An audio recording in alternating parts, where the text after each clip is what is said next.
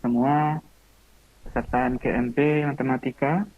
Hari ini kita sudah memasuki pertemuan yang ke-9. Insya Allah ini pertemuan yang terakhir di semester ganjil.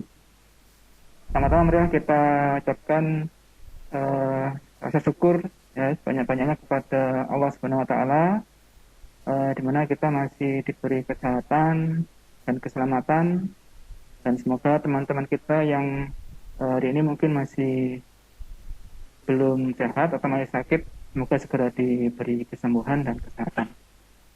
Dan semoga wabah yang sedang melanda negeri kita ini segera berakhir ya, sehingga kita dapat melaksanakan kehidupan yang dahulu kala ya, yang bebas untuk ke sekolah, mengajar atau bekerja.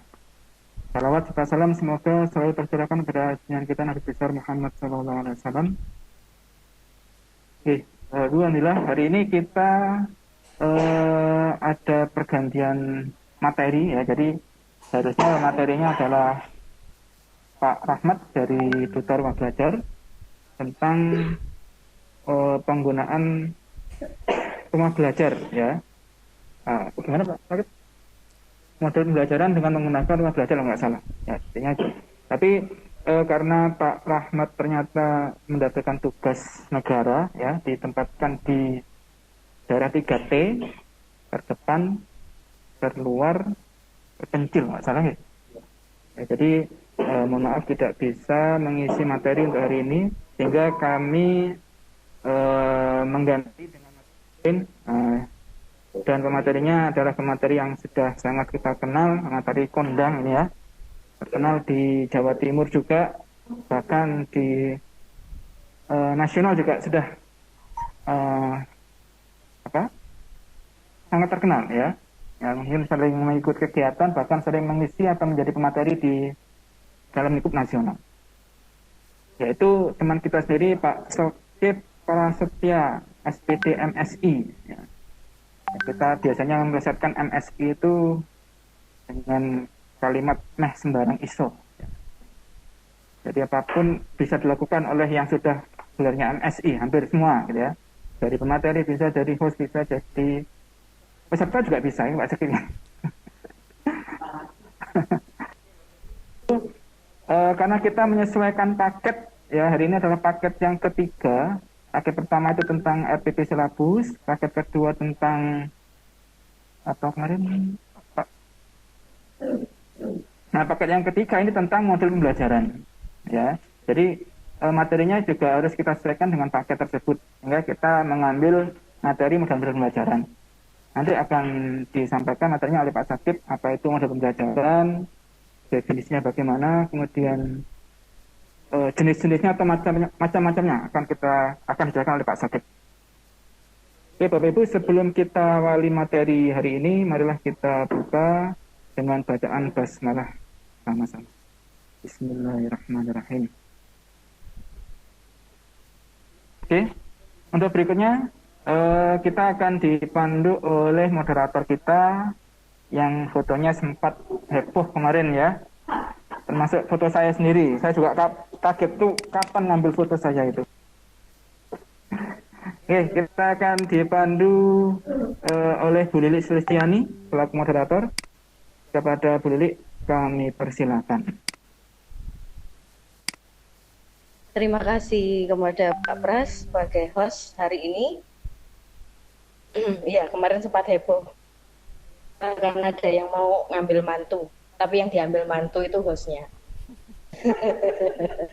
bukan moderator. Oh, nggak suara nih, cek masuk. Dengar. Oke. Iki nggak Pak? Jelas. Baiklah, Bapak Ibu semuanya, tadi sudah dibuka oleh Bapak Pras untuk pembukaan hari ini. Yang sudah disampaikan juga untuk materi hari ini adalah model-model pembelajaran. Model-model pembelajaran yang bagaimana, jangan khawatir.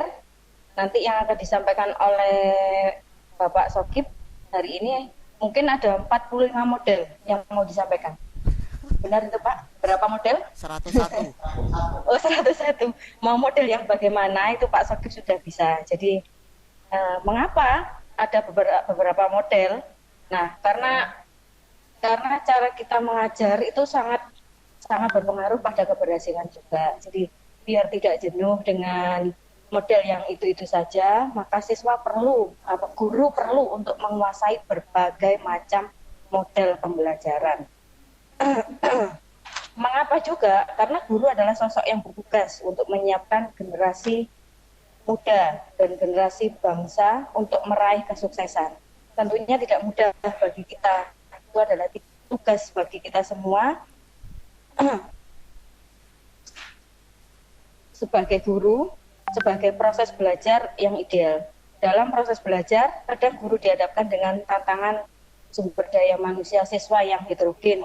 Jadi kalau ini sudah kita maklumi, sangat kita maklumi. Jadi karena heterogen tadi, bagaimana karakteristik siswa yang berada di kota akan sangat berbeda dengan karakteristik siswa yang berada di desa. Oleh karena itu, dikenallah model-model pembelajaran mulai dari yang klasikal, individu, dan kooperatif. Tentunya dengan mengetahui dan menerapkan model-model pembelajaran yang sesuai, ini akan menjadi obat. Nah, katanya Pak Sokip ini adalah obat. Obat yang bagaimana? Obat dari segala permasalahan kesulitan belajar siswa, sehingga kesulitan itu akan dapat teratasi secara maksimal dan tujuan pembelajaran akan tercapai. Nah, selain model pembelajaran, guru juga harus melakukan pendekatan pembelajaran. Nah, seperti apa ulasan model pendekatan pembelajaran semua akan dibahas tuntas pada hari ini oleh Bapak Sokip Prasetyo MSI. Kalau Pak Pres tadi bilang MSI itu adalah meh sembarang iso, kalau menurut saya bukan meh sembarang iso, tapi semuanya iso kalau Pak Sokip ini. Jadi kecil-kecil cabai rawit beneran.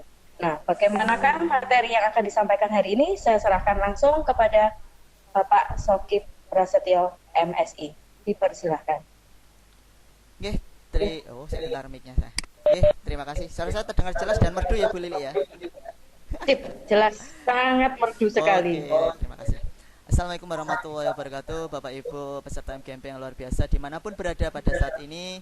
Yang saat ini sehat, alhamdulillah, selalu tetap semangat. Yang saat ini masih belum sehat atau kurang sehat, saya doakan semoga Bapak Ibu diberi kesehatan dan keselamatan dari segala wabah penyakit ataupun hal-hal yang negatif.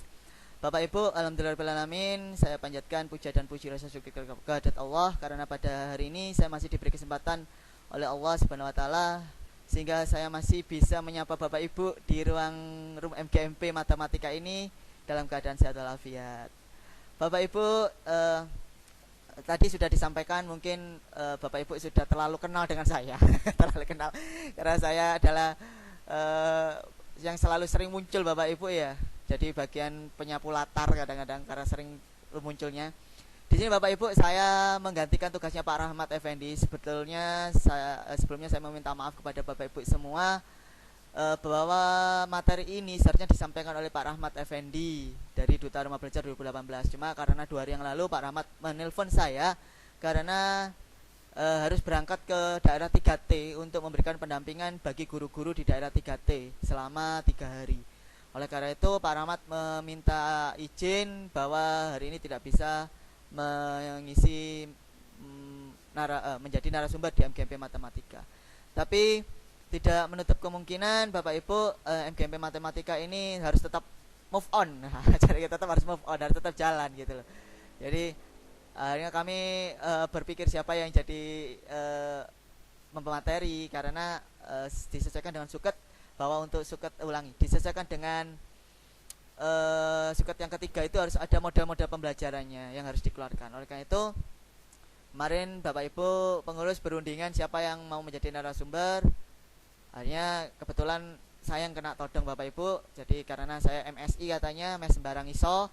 Jadi di sini saya bertugas untuk menggantikan sementara. Bapak Ibu, tidak lupa saya ucapkan terima kasih karena saya diberi kesempatan. Sebetulnya ada teman-teman saya yang lebih layak untuk mengisi materi kali ini. ada Pak Idam, ada Bu Vivin, ada Pak Safa, ada teman-teman semua saya kira yang sudah lebih berpengalaman dan lebih senior daripada saya terkait dengan model-model pembelajaran. Karena saya yakin dalam pembelajaran itu waktu akan menentukan perjalanan sejarah. Jadi kalau dikatakan itu semakin banyak pengalaman yang dilalui Bapak Ibu, maka model-model pembelajaran akan Bapak Ibu akan semakin kaya. Apalagi kalau saya yang masih junior seperti ini, seharusnya berguru kepada Bapak Ibu semua. Cuma karena saat ini saya menjadi narasumber dadakan, saya akan berupaya untuk menyampaikan semaksimal mungkin apa yang saya punya, termasuk ilmu apa saja yang saya miliki untuk saya bagikan kepada Bapak Ibu. Bapak Ibu, untuk model-model pembelajaran itu, sekali lagi Bapak Ibu, saya share dulu ya Bapak Ibu.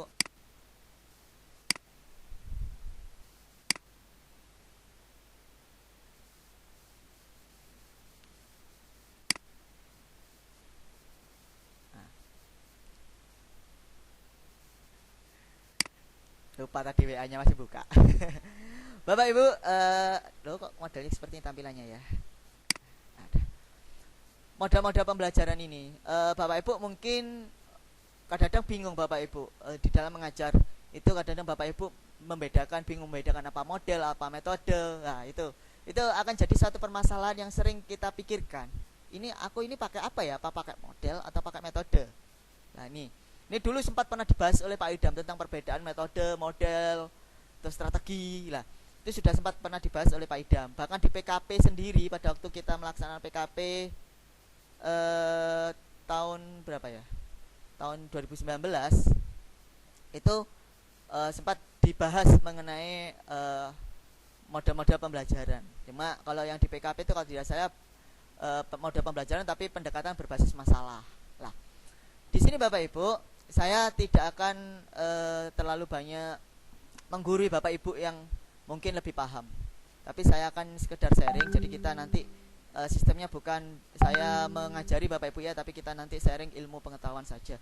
Nanti saya siap Bapak Ibu kalau misalkan ada yang kurang tepat atau kurang berkenan, nanti bisa Bapak Ibu meluruskan. Karena di sini saya pun juga masih perlu untuk belajar kepada Bapak Ibu semuanya.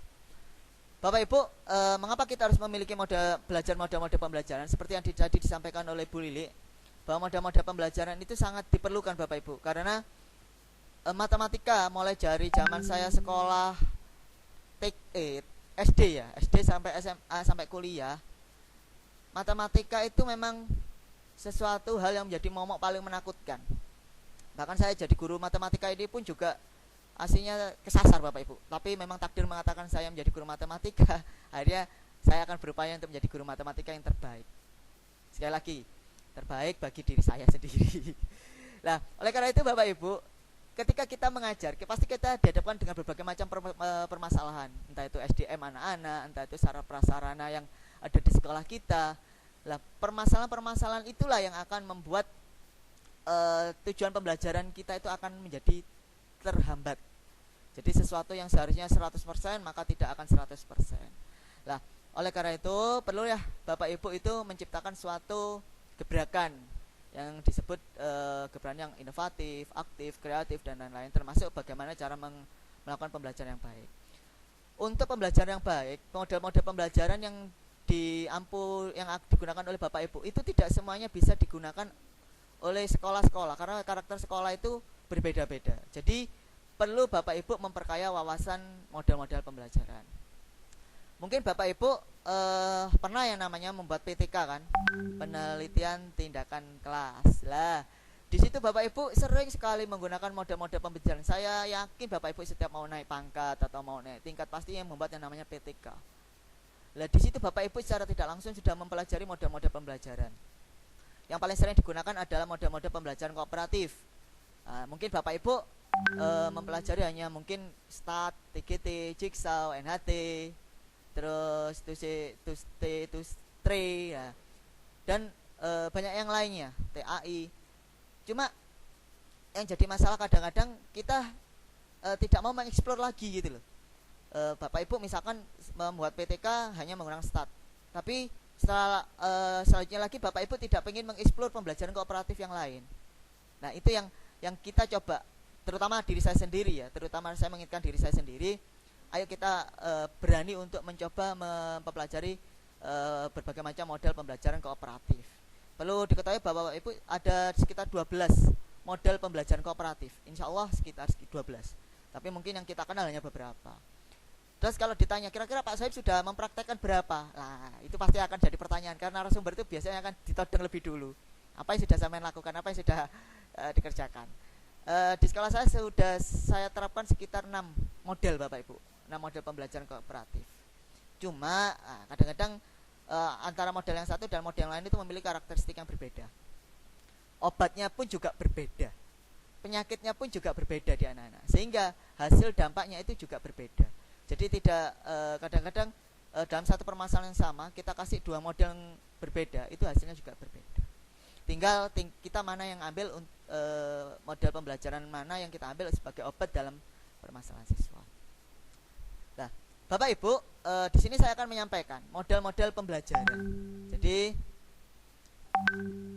nanti kita sifatnya sharing ya. Monggo nanti Bapak Ibu jika punya tambahan-tambahan atau jika punya hal-hal yang kurang berkenan nanti kita sharingkan saja.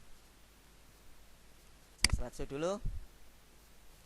Dengan harapan seperti nanti Bapak Ibu nanti ketika membuat PTK nanti Bapak Ibu sudah tidak akan bingung lagi terkait dengan ini model-model pembelajaran ini, ini yang saya gunakan ini untuk PTK. Jadi nanti diharapkan nanti Bapak Ibu bisa membuat PTK sendiri berdasarkan pengalamannya sendiri. Jadi seperti itu diharapkan. Oke, Bapak Ibu, sebenarnya proses pembelajaran itu ada 6 Bapak Ibu. 6 proses pembelajaran. Proses pembelajaran itu pada intinya mencakup 5 unsur pendekatan, strategi, ada 6 unsur ini. Nulisnya ke 5. Unsur pendekatan, strategi, metode, teknik, taktik, dan model. Apakah keenamnya itu memiliki arti yang sama? Mungkin Bapak Ibu sering mendengar itu, pendekatan, strategi, metode, teknik, taktik, dan model. Sering mendengar seperti itu. Cuma kadang-kadang kita itu bingung Bapak Ibu karena pengertiannya itu mirip. Sehingga kita anggap akhirnya kita anggap sama saja, padahal berbeda. Walaupun dengan memiliki tingkat kemiripan yang sama. Apakah keenamnya adalah suatu tindakan yang sama? Secara umum apakah keenamnya adalah sama? Apakah perbedaan hanyalah kata? Lah, di sini akan kita coba Bapak Ibu. Biar setelah mengikuti kegiatan LMGMP ini Bapak Ibu sudah punya pandangan, ternyata ini berbeda. Keenam unsur di atas itu berbeda Bapak Ibu. Mari kita simak pengertiannya. Kita lihat dari pengertiannya dulu. Pertama adalah pendekatan pembelajaran. Pendekatan pembelajaran adalah titik tolak atau sudut pandang kita terhadap proses pembelajaran yang merujuk pada pandangan tentang terjadinya suatu proses yang sifatnya masih sangat umum. Di dalamnya mewadai, menginspirasi, menguatkan, dan melatari metode pembelajaran dengan cakupan teoretis tertentu. Jadi sudut pandang kita terhadap proses pembelajaran. Jadi intinya adalah sudut pandang Bapak Ibu. Jadi sudut pandang kita terhadap suatu proses pembelajaran yang merujuk pandangan tentang terjadinya suatu proses yang sifatnya masih umum. Nah ini. Jadi mewadai, menginspirasi, jadi seperti itu. Terus kalau strategi. Nah, strategi pembelajaran itu apa? Adalah suatu kegiatan pembelajaran yang harus dikerjakan guru. Jadi suatu kegiatan dikerjakan guru itu namanya strategi Bapak Ibu. Jadi kegiatan yang dikerjakan guru itu namanya strategi. Dan siswa agar tujuan pembelajarannya dapat dicapai secara efektif dan efisien. Ini menurut pengertian dari Wina Sanjaya tahun 2008 atau lebih singkatnya J.R. David Wina Sanjaya. 2008 menyebutnya sebagai perencanaan. Jadi jenengan membuat suatu perencanaan itu adalah strategi. Jadi kalau jenengan di RPP, buat RPP kan rencana proses pembelajaran. RPP itu kan ada rencana. Itu adalah sepertinya strateginya pembelajaran. Itu Bapak Ibu. Jadi strategi pembelajarannya. Terus metode. Nah ini metode. Ini yang sering kita rancu Bapak Ibu. Metode dan model. Metode pembelajaran adalah cara yang digunakan. Caranya. Jadi kalau strategi itu masih rencananya. Kalau metode itu caranya. Nah, gitu loh. Cara yang digunakan untuk mengimplementasikan rencana. Jadi mengimplementasikan strateginya. Nah, yang sudah disusun dalam bentuk kegiatan nyata dan praktis untuk mencapai tujuan pembelajaran. Misalnya melalui ceramah. Lah, jadi kalau ada Bapak Ibu dengan metode ceramah, nah itu benar. Tapi kalau model ceramah itu salah. Jadi kalau ceramah itu adalah cara, berarti jenengan nanti kalau suatu saat membuat PTK itu kalau ada ceramah, demonstrasi, diskusi, simulasi, laboratorium, pengamatan lapangan, brainstorming, debat, itu adalah metode atau cara. Jadi nanti kalau buat PTK jangan dengan model ceramah, dengan model demonstrasi, salah Bapak Ibu ya, tapi metode, cara. Ini mungkin sudah pernah dibahas dulu, kalau tidak salah dulu Pak Idam juga sempat pernah membahas seperti ini. Tapi tugas saya adalah mengingatkan kembali. Teknik. Nah, teknik adalah cara yang dilakukan seseorang dalam mengimplementasikan suatu metode, tapi secara spesifik. Jadi kalau misalkan ya, metodenya ceramah. Tekniknya bagaimana? Lah, tekniknya itu yang lebih detail. Misalkan ceramah misalkan 2 orang. Metode ceramah 2 orang. Lah, ceramahnya itu metodenya, 2 orangnya itu adalah tekniknya. Jadi seperti itu. Jadi lebih mendetail. Pak Nafi. Mohon maaf Bapak Ibu ya, narasumbernya haus, tak minum dulu. Bentar, tak stop share dulu. Tak matikan dulu videonya. Nah, bentar Bapak Ibu, tak minum dulu.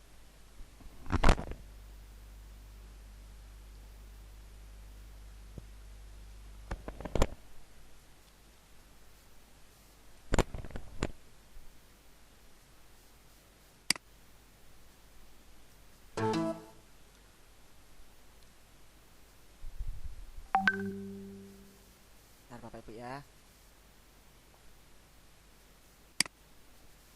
Bentar. Saya stop share dulu.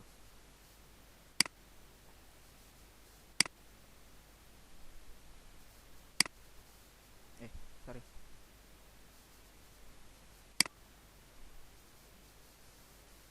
Bentar Bapak Ibu ya, saya share sekali lagi.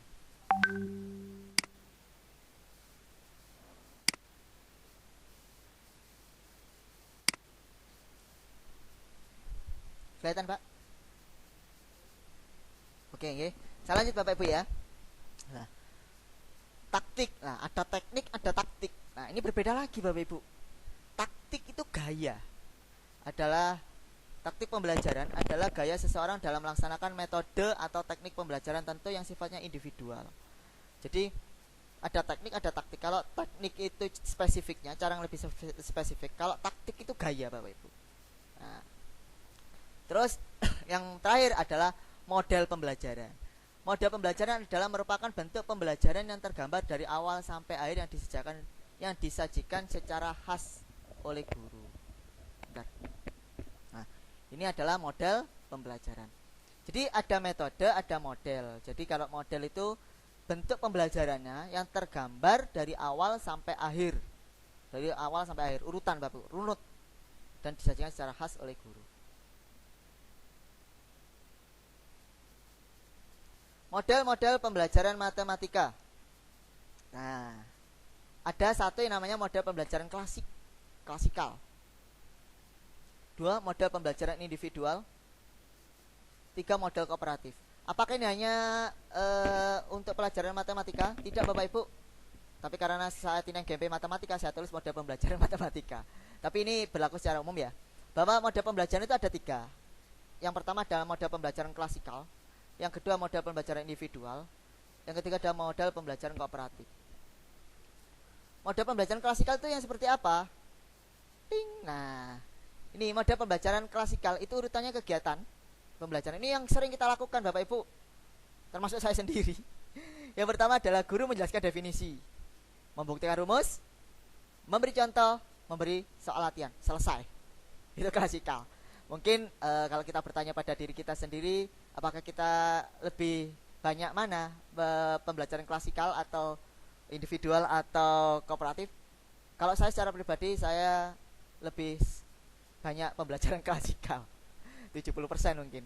Tapi dengan adanya kita belajar bareng di sini, mungkin kedepannya kita akan berbalik, yang kooperatif sekarang 70%, yang klasikal hanya 30%. Harapannya seperti itu, termasuk kepada saya sendiri Bapak Ibu ya. Jadi pembelajaran klasikal itu seperti ini. Ini yang sering kita lakukan oleh Bapak Ibu guru. Guru menjelaskan definisi, membuktikan rumus, memberi contoh, memberi soal, selesai. Jadi seperti itu yang kita lakukan tiap hari. sehingga inovasi-inovasi tidak muncul.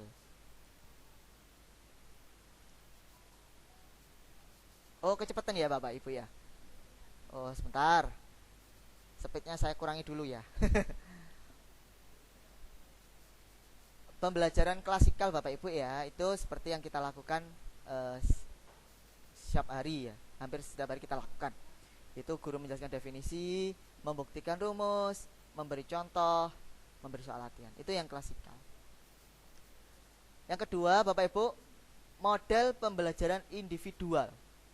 Nah, individual itu seperti apa?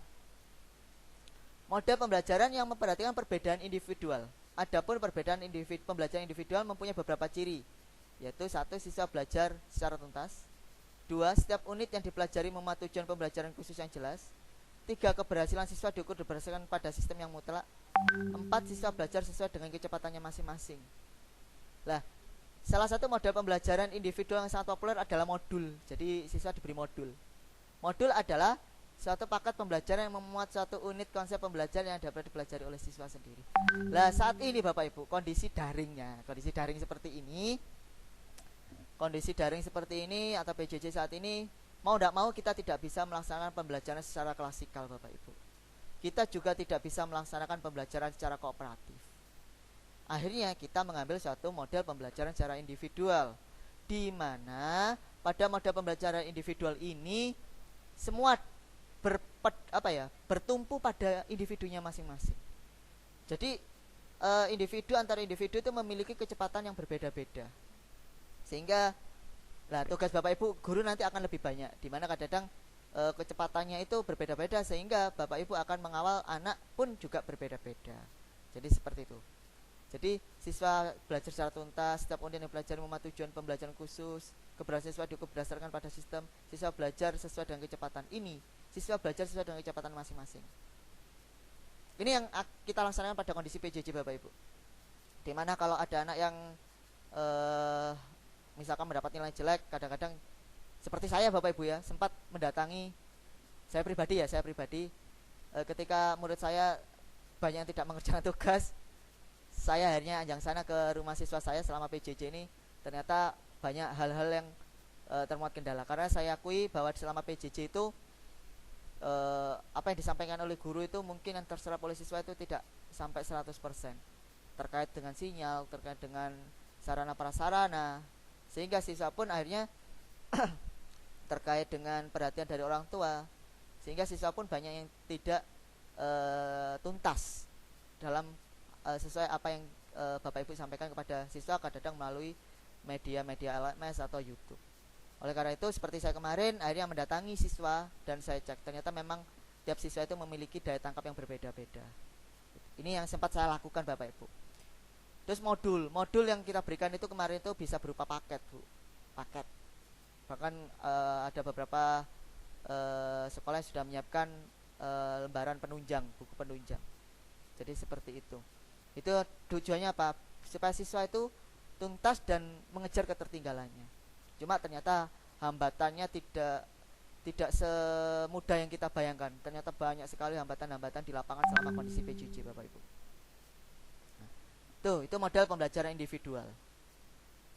Selanjutnya adalah pembelajaran kooperatif. Pembelajaran kooperatif adalah pembelajaran yang mengharuskan siswa untuk bekerja dalam satu tim. Apakah di selama PJJ bisa dilaksanakan kooperatif? Bisa Bapak Ibu, tapi sulit.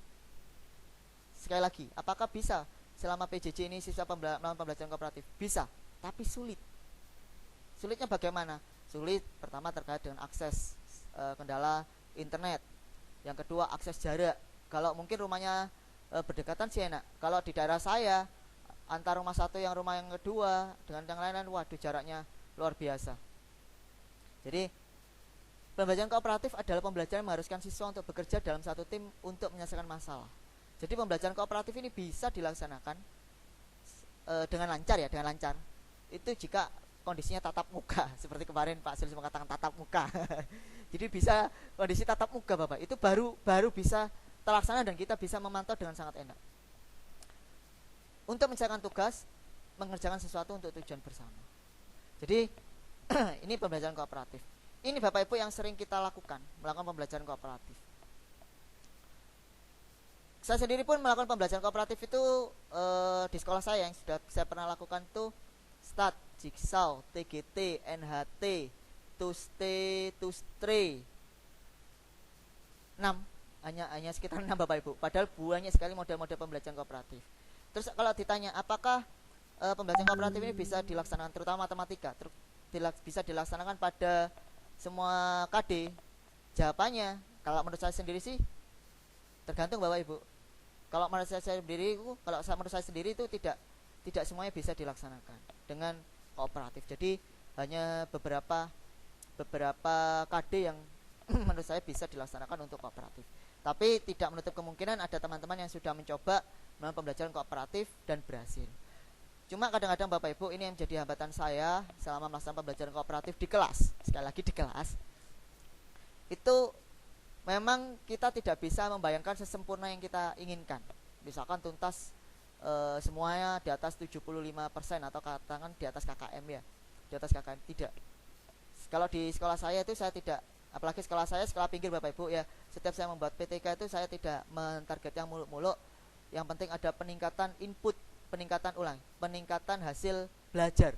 Walaupun itu tidak menuntaskan semuanya, walaupun itu tidak seideal Bapak Ibu mungkin harapannya sesuai dengan PTK. Tapi bagi saya secara pribadi, karena saya mengajar di pedalaman, ketika saya membuat PTK itu saya membuat pemikiran bahwa yang penting hasil belajarnya anak itu meningkat. Berarti PTK saya berhasil, walaupun tidak tercapai ketuntasan secara klasikal. Jadi kalau saya seperti itu, karena kondisi di siswa saya mungkin berbeda. Tapi yang penting ada peningkatan secara hasil belajar dengan melakukan pembelajaran kooperatif, berarti saya anggap berhasil. Itu bagi saya. Tapi tiap orang punya pandangan berbeda, mungkin profesor pun juga punya pandangan berbeda. Tapi inilah sebagai banyaknya tambahan ilmu pengetahuan yang kita dapatkan dari banyaknya pandangan yang berbeda. Apa sih keunggulan model pembelajaran kooperatif itu?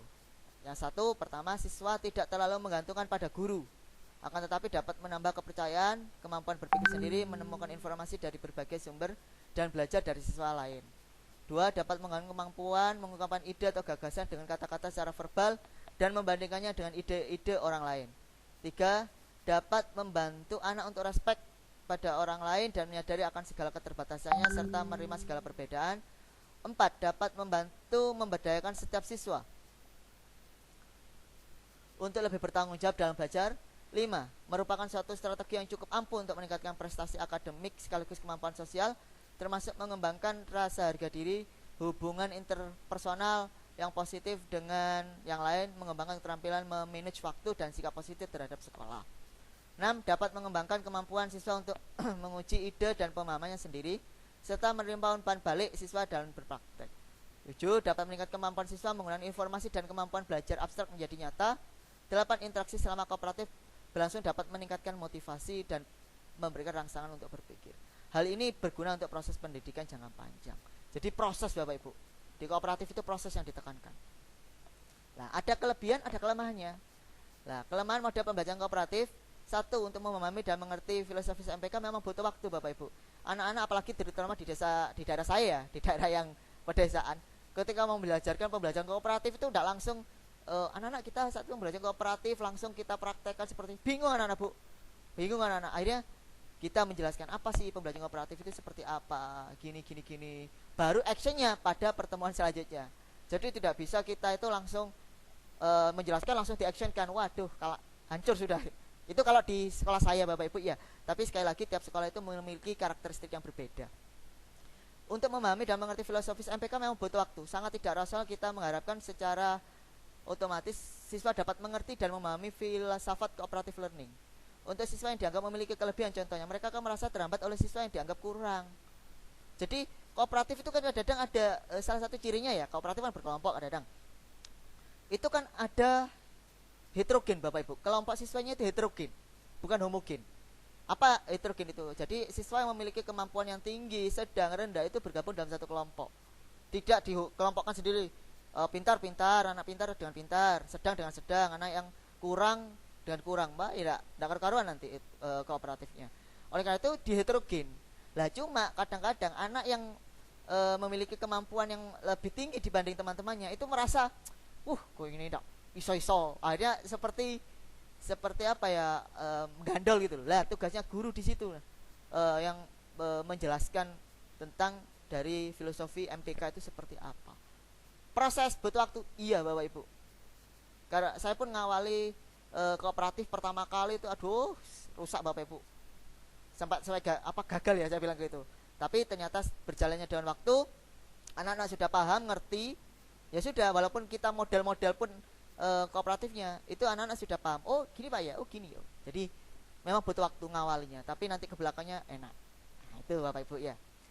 2, ciri utama dari MPK adalah siswa saling membelajarkan. Jadi saling membantu, saling mengajari. Kadang-kadang yang jadi permasalahannya adalah siswa yang individual. Guarap dewe pola iso, guarap dewe pola kepingin kelompok apik, dikerjakan sendiri. Lah sing bukan kekurangan, siswa yang memiliki daya tangkap yang kurang atau sedang, akhirnya merasa tersisih, akhirnya meneng saja. Ini kelemahannya Bapak Ibu. Lah ini tugasnya Bapak Ibu nanti memberikan memberikan pemahaman. Nah itu, jadi ada peer teachingnya dulu lah, dibandingkan dengan jika tanpa peer teaching, tak akan efektif MPK itu. Maka dibandingkan pembelajaran langsung dari guru, bisa terjadi cara belajar yang demikian apa yang seharusnya dipelajari dipahami tidak pernah dicapai oleh siswa. Yang ketiga, penilaian diberikan dalam MPK didasarkan hasil gerak kelompok. Memang nama ciri MPK itu kan harus berkelompok Bapak Ibu. Ciri utama MPK itu harus berkelompok. Kadang-kadang guru itu melihat langsung nilai global, nilai kelompoknya. Itu yang paling mudah karena kita mungkin dikejar oleh waktu ya. Itu yang paling mudah kelompoknya. Untuk nilai individualnya itu langsung diambilkan dari nilai tes. Biasanya seperti itu. Nah ini harus penting. Guru perlu menyadari bahwa sebenarnya hasil atau prestasi yang diharapkan adalah prestasi setiap individu. Nah, jadi nanti guru harus menyadari setiap individu itu memiliki karakter berbeda. Tujuannya dibuat MPK itu biar saling berkolaborasi sehingga yang kurang akan dibantu oleh yang mampu untuk materinya. Jadi saling mempelajari dan mengajari. 4, keberhasilan MPK dalam upaya mengembangkan kesadaran berkelompok memerlukan periode waktu yang cukup panjang. Ya Bapak Ibu. Jadi kalau Bapak Ibu ingin membuat satu pembelajaran kooperatif yang maksimal ya Bapak Ibu, yang maksimal itu butuh proses. Sekali lagi butuh proses. Tidak seperti kita membalikkan tangan. Non sewu, bukan saya ini mengacak-ngacak ya. Bukan saya ini membanding-bandingkan. Saya pernah mengatakan seperti itu. Kadang-kadang PTK kita itu tiba-tiba nilainya langsung tinggi, seret kooperatif. Sekarang kita bertanya dalam diri kita sendiri, apakah PTK yang kita buat itu merupakan nilai asli yang gitu. Nah, jadi seperti itu. Jadi, tapi kalau kita memang merunut lah, katakan mulai dari sekarang, kita mulai dari benahi sekarang, mungkin PTK yang kita dapatkan nilai asli yang tinggi itu bisa kita dapatkan, tapi butuh waktu yang cukup panjang. Jadi tidak langsung dalam 1 bulan kita buat PTK langsung seret nilainya tinggi. Itu ya mungkin bisa terjadi pada sekolah-sekolah yang siswanya karakteristiknya sudah memiliki kemampuan yang di atas rata-rata. Tapi kalau di sekolah saya Bapak Ibu, terutama saya sendiri, saya bandingkan sekolah saya sendiri, itu sangat jauh Bapak Ibu, sangat jauh sekali untuk seperti itu. Jadi saya pun untuk ngawali suatu kegiatan MPK itu mungkin butuh waktu sekitar 1 bulan, mengenalkan dulu dan lain-lain gitu. Baru nanti actionnya, baru nanti proses sudah berjalannya waktu. Jadi seperti itu. Itu kalau di sekolah saya. Apakah MPK ini misalkan kooperatif, misalkan ya saya ngambil stat, apakah dicoba dalam 1 kali itu langsung berhasil? Bisa ya, bisa tidak. Jadi seperti itu. Saya pernah membuat satu PTK itu sampai berapa ya? Hampir 3 kali melakukan 3 kali melakukan pembelajaran model stat Bapak Ibu. Stat ya, model pembelajaran kooperatif stat. 3 kali Bapak Ibu. Saya baru merasakan ada keberhasilan. Materinya bagaimana? Saya materinya sama Bapak Ibu. Sebenarnya tidak boleh ya, sebenarnya tidak boleh. Tapi saya pengen sejauh mana anak-anak didik saya, terutama di sekolah saya. Saya coba untuk model pembelajaran kooperatif model stat. Materi ini gagal, tak cocok obatnya. Tapi saya coba lagi, obat yang kedua, obatnya sama, stat lagi, mulai sedikit meningkat. Saya coba lagi das gitu. Ternyata alhamdulillah ternyata butuh proses sampai tiga kali pembuatan penelitian saya seperti itu dengan materi yang sama. Ini di sekolah saya Bapak Ibu ya. Jadi kalau misalkan sekolah jenengan sudah di atas rata-rata, mungkin 1 kali pembelajaran kooperatif langsung bisa berhasil. Tapi kalau di sekolah saya mungkin khusus ini. Oke, 5. Walaupun kemampuan bekerja sama merupakan kemampuan yang sangat penting untuk siswa, akan tetapi banyak aktivitas dalam kehidupan yang hanya didasarkan kemampuan individu. Oleh karena itu idealnya melalui SPK, SPK, MPK ini seluruh MPK ini. Selain siswa belajar bekerja sama, siswa juga harus belajar bagaimana membangun kepercayaan diri. Kadang-kadang di MPK Bapak Ibu, sekali lagi, tidak mudah untuk mengkondisikan kelompok. Kadang-kadang yang muncul itu adalah keegoisan siswa.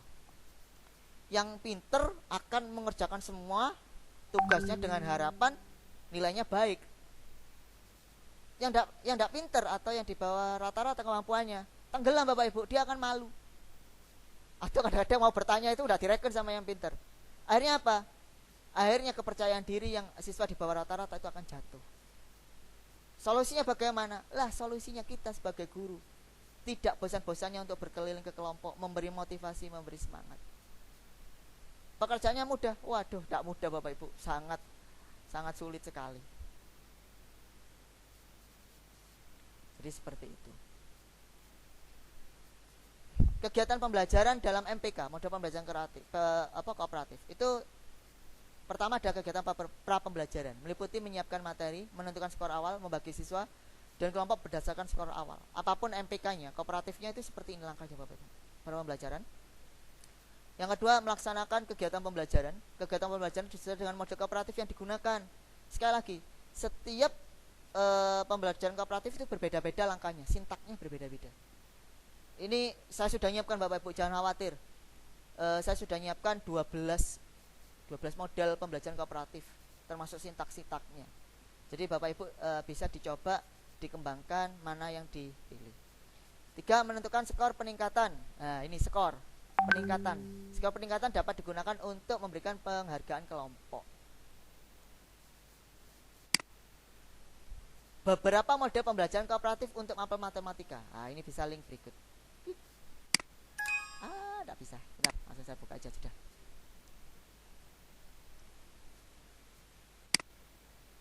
Nah, ini Bapak Ibu. Sudah saya siapkan. Bapak Ibu nanti tidak usah khawatir ya, ini sudah saya siapkan materinya. Bapak Ibu tinggal membaca saja. Ini ada sintak-sintaknya. Model pembelajaran kooperatif, macam-macam model ya.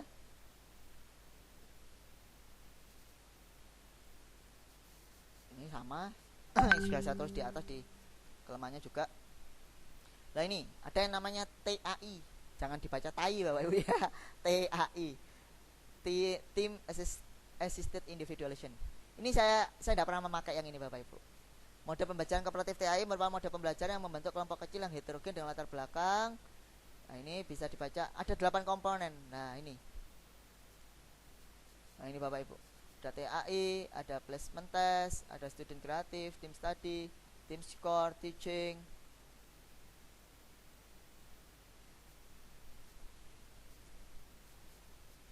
Jadi seperti itu.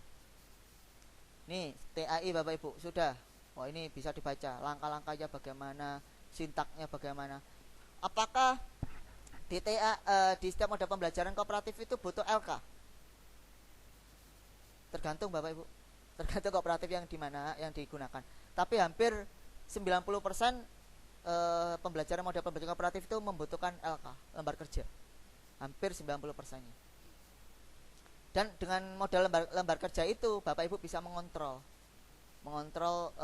nilai kelompok, mengontrol keaktifan itu di lembar kerja itu nanti. Itu yang pertama TAI. Yang kedua Jigsaw. Nah, ini yang sering Bapak Ibu gunakan untuk PTK. Jigsaw. Jigsaw ini ada sintaknya Bapak Ibu ya. Nah, ini ada sintaknya. Jigsaw ada yang digunakan langkah-langkahnya. Ini ada Jigsaw. Lah Jigsaw ini Bapak Ibu ini bisa dimodifikasi. Saya pernah membaca suatu PTK dari mana ya? Itu ada Jigsaw 1, Jigsaw 2. Secara prosedur, secara sintak itu sama Bapak Ibu. Cuma mungkin penerapannya aja, mungkin tekniknya yang berbeda. Secara prosedurnya sama, model-model sama, cuma tekniknya yang berbeda. Ada jigsaw 1, jigsaw 2. Mungkin nanti Pak Idam mungkin bisa memberikan literatur karya-karya mahasiswa STKIP ya, yang sudah membuat PTK mengenai jigsaw 1, jigsaw 2, itu nanti bisa menghubungi Pak Idam nanti. Mungkin kalau membutuhkan, atau bisa main-main ke STKIP untuk melihat PTK-nya dari mahasiswa-mahasiswa STKIP. Jadi seperti itu. Ini jigsaw Bapak Ibu. Ada jigsaw. Seingat saya pernah baca itu ada jigsaw 1, jigsaw 2. Tapi enggak begitu saya ingat detailnya, cuma tekniknya saja yang berbeda. Langkahnya sama. Yang ketiga NHT, number head. Nah, ini bermain dengan nomor-nomor ini. Ini pernah saya lakukan Bapak Ibu, NHT. Ini saya tuh seneng kadang-kadang materi yang paling saya sering gunakan itu untuk PTK saya itu adalah bilangan bulat Bapak Ibu. Karena bilangan bulat itu adalah materi yang sederhana tapi anak-anak enggak bisa. Sederhana sekali tapi enggak bisa Bapak Ibu anak-anak. Waduh kalau sudah bilangan bulat itu enggak bisa, susah ampun saya ke belakangnya. Jadi seperti operasi bilangan bulat antara negatif 5 ditambah 7 gitu, kadang-kadang di sekolah saya Bapak Ibu ya, mungkin kalau di sekolah Bapak Ibu yang lain mungkin sudah levelnya tinggi, tapi sekolah saya negatif 5 tambah 7 kadang-kadang bingung. Jadi kadang-kadang saya itu yang sering saya gunakan itu materi yang sering bermasalah itu adalah di bilangan bulat. Saya gunakan untuk objek PTK saya. Ini pernah saya gunakan untuk PTK, number head together, NHT. Nah, terus stat. Nah, ini pernah saya gunakan Bapak Ibu. Pernah dulu saya gunakan pada waktu saya skripsi S1 di STKIP dulu. Stat, kebetulan saya dulu ngajarnya juga di SMP saya, GTT-nya. Ini saya gunakan untuk penelitian. Statnya juga enak Bapak Ibu. Ini juga sering Bapak Ibu gunakan ya.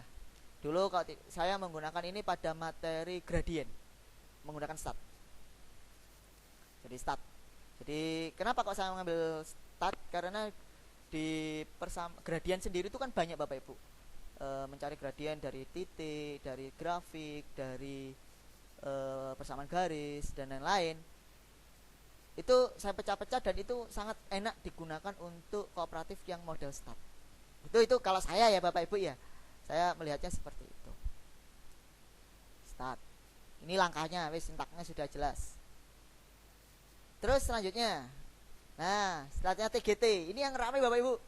Ini kalau jenengan mau mencoba, ini ramai. Karena anak-anak nanti akan berkompetisi antar kelompok. Ini pernah saya gunakan tim game turnamen. Jadi tiap kelompok itu akan berkompetisi. Jadi TGT ada turnamennya. Ini kalau dicoba Bapak Ibu di kelas, ini ramai Bapak Ibu. Nanti bagaimana teknisnya, sintaknya, ini bisa Bapak Ibu coba ya. Jadi Bapak Ibu bisa coba langkahnya TGT. Tapi pengetahuan saya pernah mencoba TGT ini di kelas. Itu suasana kelas jadi ramai Bapak Ibu, meriah. Jadi ada supporter, ada yang bertanding, saya buat meja besar panjang. Terus ada masing-masing kelompok bertanding sudah wes. Wah, supporternya belakang, wah ramai. Menurut saya menarik, menurut saya. Ini TGT. Ini sintaknya bagaimana lah ini. Nah, ini Bapak Ibu bisa coba. GI, grup investigasi. Ini belum pernah saya gunakan Bapak Ibu karena kalau saya lihat langkahnya ini saya masukkan ke materi mana ya. Ini saya juga bingung. Tapi mungkin nanti teman-teman yang sudah pernah mencoba untuk GI itu bisa mencoba group investigation. CIRC ini belum pernah saya gunakan, tapi saya pernah baca saya pernah main ke perpustakaannya STKIP PGRI ya. Jadi saya pernah baca ada mahasiswa yang menggunakan CIRC Bapak Ibu untuk mahasiswa matematika untuk membuat suatu PTK. Saya pernah baca seperti itu. Ini bisa Bapak Ibu, CIRC. Tapi saya pribadi saya tidak pernah pakai CIRC. Sintaknya bagaimana? Nah, ini bisa dibaca. Terus STL, Student Team Learning. Ini juga belum pernah saya pakai Bapak Ibu. Ini bagaimana sintaknya, ini sudah ada dijelaskan di sini. 9 reciprocal teaching ya. Ini pengajaran timbal balik, jadi juga belum pernah saya pakai. Ini sintaknya seperti itu. 10 write around, menulis berputar. Ini belum pernah saya pakai. Nah, ini belum pernah saya pakai. Ini kalau Bapak Ibu mau mencoba ya silakan nanti. 3 step interview, ini wawancara 3 langkah, ini juga belum pernah saya pakai Bapak Ibu. Ini sintaknya seperti ini. 12 3 minute review 3 langkah, ini juga belum pernah saya pakai. Tapi saya siapkan sintaknya. 14 ternyata. Saya pikir 12. 14 model pembelajaran komparatif. Ini LT, learning together. Ini juga belum pernah saya pakai. Yang ke-14 ini yang pernah Bapak Ibu. To stay to stray. Ini 4 orang. 2 tinggal, 2 bertamu. Ini to stay to stray. Jadi 2 tinggal, 2 bertamu. Ini sempat di model to stay to stray ini sempat digunakan oleh Pak Wahyu SMP 1 Lumajang untuk menjadi suatu karya yang diinobelkan dan lolos Bapak Ibu. To stay to stray ini. Jadi Pak Wahyu menggunakan to stay to stray itu dalam pembelajaran IPS, terus dikirim ke pada waktu itu ada lomba Nobel dan lolos. Lah, ini bisa Bapak Ibu nanti dicoba, barangkali nanti Bapak Ibu mewakili MGMP Matematika lolos Nobel. Lah, tes ini bisa dimodifikasi Bapak Ibu. Bisa dibuat 1 stay 3 stray. Nah, jadi 1 orang tinggal, 3 bertamu. Seingat saya Pak Idam pernah ini membuat PTK to stay to stray di SMP 1 SMP 1 Rawakangkung. Seingat saya dulu Pak Idam sempat seminar to stay to stray. Saya masih ingat betul itu. Dengan mendatangkan teman-teman MGMP, Pak Idam membuat suatu penelitian tindakan keras menggunakan ini. Dan hasilnya luar biasa. Pak Idam memang hasilnya benar-benar signifikan. Kalau lihat dari penelitian Pak Idam, dan memang itu penelitian asli Bapak Ibu. Karena sempat diseminarkan hasil, bukan seminar bohongan ya, seminar hasil, dijelaskan paparannya, rinciannya, nilainya, terus dokumen. Memang luar biasa Pak Idam itu membuat PTK dan model pembelajaran kooperatif to stay to stray. Saya ngadopsi to stay to stray ini. Saya gunakan untuk materi apa dulu itu ya? Bukan, Pythagoras. Saya gunakan untuk to stay to stray. Model menemukan Pythagoras itu Bapak Ibu. Saya gunakan untuk itu. Memang bagus sih. Jadi ada yang menjelaskan, ketika ada tamu bertanya, dia menjelaskan. Jadi saling mengumpulkan info dan saling mempelajari. Itu memang bagus. Jadi disinilah Bapak Ibu memiliki wawasan yang lebih. Mana yang saya gunakan ya, mana yang silakan Bapak Ibu nanti bisa berkonsultasi dengan teman-teman senior yang sudah sering berpengalaman membuat PTK, yang sering menggunakan model-model pembelajaran kooperatif. Dan Bapak Ibu memang kalau memang butuh referensi literatur yang banyak terhadap model pembelajaran kreatif dan penerapannya di kelas itu, Bapak Ibu mungkin bisa menghubungi Pak Idam untuk belajar di perpustakaan STKP. Saya sering Bapak Ibu ke perpustakaannya STKP ya, baca-bacalah minimal untuk nambah pengetahuan saya sedikit gitu kan gitu. Jadi minimal ada wawasan tambah luas. Itu Bapak Ibu ya. Itu 14 model pembelajaran kooperatif. Saya lanjut lagi Bapak Ibu ya. Jangan bosan-bosan dengar Bapak Ibu ya. Nanti Bapak Ibu akan saya kasih kok materinya kok. Jangan khawatir. Bapak Ibu break dulu ya, saya tak mau minum. Tak minum dulu, break dulu 5 menit. Silakan Bapak Ibu untuk absen.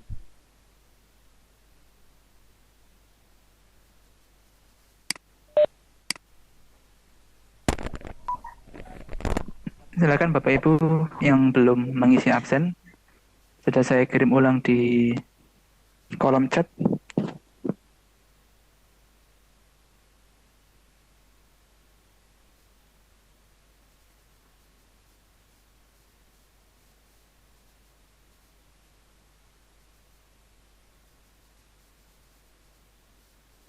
Sekali lagi untuk absen sudah di-share di kolom chat. Hari ini masih ada 78 attendee yang join. Masih jauh dari jumlah peserta seluruhnya. Mungkin memang hari ini masih banyak teman-teman yang Oke Bapak Ibu, kita lanjut lagi untuk sesi yang kedua bersama saya Soci Prasetya.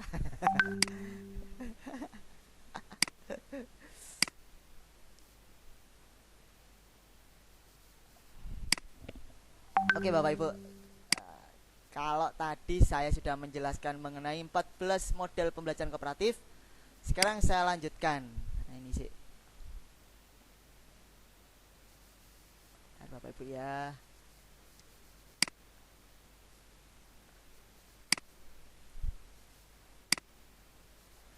Kalau tadi model pembelajaran, nah sekarang pendekatan Bapak Ibu.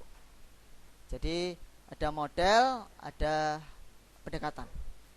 Pendekatan pembelajaran matematika. Ini yang sering Bapak Ibu kita salah ya, bukan salah sih. Kadang-kadang kita sering rancu. Jadi pendekatan pembelajaran matematika itu ada 4 Bapak Ibu. Ada yang namanya pendekatan konstruktivis, pendekatan pemecahan masalah matematika. Ini biasanya kita kenal dengan PBL, PJBL, Discovery, dan yang lain. Ada pendekatan open-ended dan ada pendekatan realistik.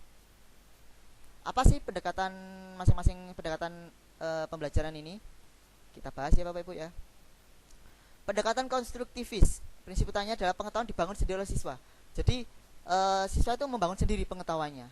Tapi tentunya tidak kita cul Bapak Ibu. Kita tetap memberikan apa yang namanya keynote lah, apa ya bahasanya pancingan. Nah, tapi pengetahuan itu dibentuk oleh siswa sendiri. Jadi kita mancing gitu, siswa yang membangun. Guru seharusnya mengetahui pengetahuan awal yang ada pada siswa dan memanfaatkan untuk menyampaikan materi. Nah, untuk memberikan konstruktif ini, guru itu wajib Bapak Ibu mengetahui kira-kira kemampuannya siswa itu seperti apa awalnya.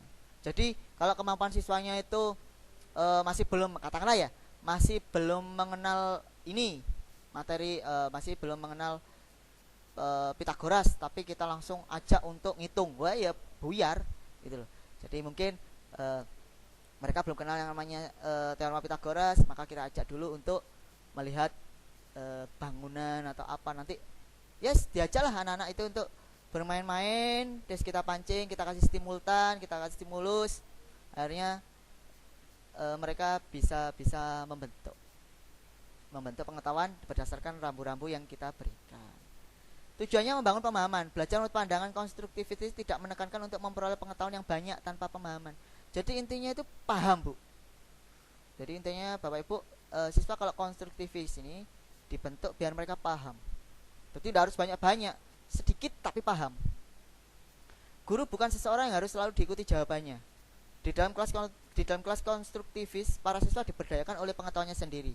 Mereka berbagi strategi penyelesaian, berdiskusi, melakukan penyelidikan untuk menyelesaikan setiap masalah. Jadi seperti itu. Jadi guru itu tidak harus diikuti jawabannya. Jadi sepertinya itu jawabannya itu bisa bermacam-macam. Ini pernah Bapak Ibu, saya pernah mengalami sendiri dengan teman-teman saya pada waktu kuliah S2, dengan Pak Idam, dengan Bu Ita, dengan Bu Endang Muriani dulu pada waktu saya S2. Saya diberikan soal, kami di kelas itu sekitar 12 orang. Itu diberikan soal cuma satu. Sama soalnya. Tapi ternyata tiap orang itu bisa mendapatkan jawaban yang berbeda. Soalnya sama, tapi jawabannya loh dari 12 orang itu bisa berbeda-beda. Ini pun juga pernah saya alami pada waktu PLPG. Jadi pada waktu dulu dosen saya PLPG dulu memberikan suatu permasalahan kotak Bapak Ibu, seperti kotak kardus itu loh. Kotak kardus. Kalau kami terus dikasih, kalau seandainya saya mempunyai pita dan kotak kardus ini, kira-kira butuh berapa meter yang saya gunakan untuk bisa menghias kotak pita ini menjadi menarik. Sederhana Bapak Ibu, tapi dalam satu kelas itu ada berbagai macam ide yang muncul. Nah itu konstruktivitas. Jadi apakah ada jawaban yang pasti? Tidak. Kalau seperti itu, jadi jawabannya tidak pasti, tergantung alasan yang dikemukakan oleh siswa. Ini pada waktu saya PLPG dulu. Cuma diberikan ada soal, ini soal IC ya. Soalnya cuma satu Bapak Ibu, tapi itu menentukan kelulusan. Soalnya cuma satu, dikasih kotak, kardus, sama pita. Pita ini panjang berapa, kardus ini ukuran ini. Kita disuruh berandai-andai ya. Itu coba ini kalau dihias, kira-kira butuh kertas kado berapa, butuh kertas pita berapa untuk menghasilkan tampilan kotak ini menjadi menarik. Pertanyaan cuma gitu tak Bapak Ibu. Wah akhirnya kita memikir, wah kita model seperti ini, kita ternyata hampir semuanya memiliki pandangan berbeda. Itu konstruktivitas Bapak. Jadi membangun konstruk pemahaman. Tergantung siswanya itu memahami seperti apa. Kalau ternyata siswanya memahaminya sederhana, pokok ditutup gitu, yes, habisnya cuma sedikit. Tapi kalau sudah siswanya itu memikirnya wah sangat detail sekali, ya malah akan jadi banyak hal-hal yang dibutuhkan. Jadi itu konstruktivitas. Jadi tidak ada jawaban yang pasti. Lucu-lucu kok dulu pada waktu saya dulu tes ikut PLPG dulu, pertanyaan dosennya itu satu, kami ya gitu membuat jawaban yang berbeda. Ini pendekatan konstruktivis. Yang kedua pendekatan pemecahan masalah. Ini yang pernah kita bahas Bapak Ibu pada waktu Bapak Ibu PKP ya.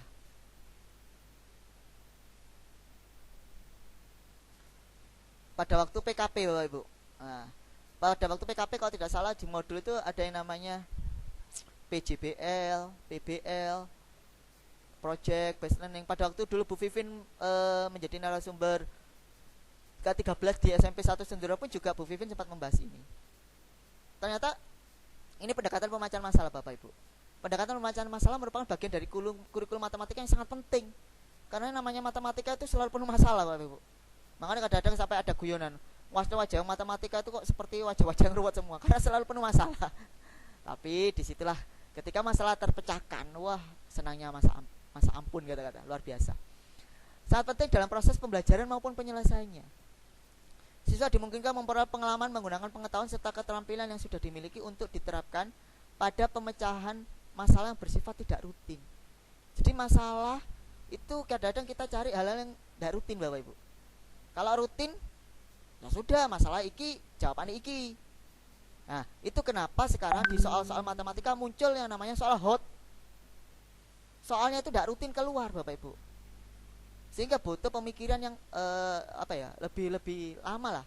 Kalau biasanya kalau soal-soal misalkan ya soal-soal yang rutin ini contoh tentukan luas persegi panjang jika diketahui panjang dan lebar. Ya langsung itu soal rutin. Tetapi soal yang membutuhkan untuk pemecahan masalah itu soalnya butuh 2, 3, 4 langkah baru menuju ke jawaban. Nah, itu merupakan satu pendekatan pemecahan masalah yang saat ini di kurikulum K13 itu lebih dikembangkan. Bahkan lebih cenderung soal-soalnya hot ya. Bapak Ibu saya sendiri sebagai guru kadang-kadang kalau ngerjakan soal-soal di buku K13 itu waduh juga agak mikir gitu loh. Mikir. Apalagi sekarang banyak soal-soal yang model PISA ya, PISA Singapura itu yang kadang-kadang dimasukkan. Itu juga agak lebih mikir. Yang ketiga, melalui kegiatan ini aspek-aspek kemampuan matematika menjadi penting seperti penerapan aturan pada masalah yang tidak rutin, nah, penemuan pola, pengeneralisasian, komunikasi matematika dan lain-lain dapat dikembangkan secara lebih baik. Ketika anak sudah terlatih pendekatan pemecahan masalah, ini biasanya anak-anak yang pemikirannya sudah wis gitu, kadang-kadang lompat-lompat ya. Itu maka secara tidak langsung anak-anak akan terlatih untuk meningkatkan kemampuannya Bapak Ibu. Mereka secara naluri ketika dihadapkan pada hal-hal seperti ini, oh ini aturannya seperti ini, oh ini polanya seperti ini. Itu kadang-kadang Bapak Ibu, mungkin Bapak Ibu yang pernah ikut tes CPNS, kadang-kadang ada pola-pola, menemukan pola. Itu sebagai salah satu syarat Bapak Ibu untuk tes, apa yang namanya tes, kalau penemukan pola itu ya, tes bakat, psikotes ya, sederhana Bapak Ibu. Tapi itu ada yang membuat gagal. Jadi pemecahan masalah itu yang harus anak-anak memang dikuasai. Oleh karena itu mungkin di K13 itu agak digeser sehingga anak itu lebih cenderung sebagai seseorang yang bisa memecahkan masalah. Cuma kadang-kadang saya pribadi itu kadang-kadang ampun Bapak Ibu.